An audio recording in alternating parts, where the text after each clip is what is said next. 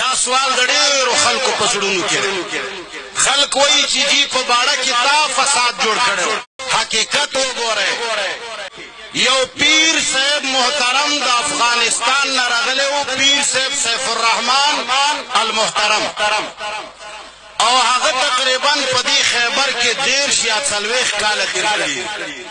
او 13 کالو کې هغه 18 کسان تبلیغیان شهیدان کړي وی چې دا جبریه کافر دي څنګه دی وطن ته راغلي شاید هغه مقابله نه کوله زه 2004 کې حکومت افسرانو په مشورې باندې تراوستم زه 2004 کې حکومت افسرانو په مشورې باندې تراوستم چې په باړه کې بدیانی دي دشمنیانی دي داسې دعوت داسې کار وچلوه چې د خلک متفق شي اغزه کې حکومت یو تنظیم جوړ کړي او امر بالمعروف و نهي عن المنکر حاجی نامدار دا ای امیر پولیټیکل ایجنټ ارباب عارف دا هغه وخت پولیټیکل هغه سرپرستی کوله خو تنظیم خیبر والا و نه منل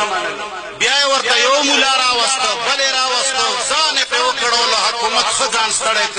خو عوامو د چا خبره نه منله بیا ورته مفتی منیر شاکر په سوالونو راوستو ما ورته درس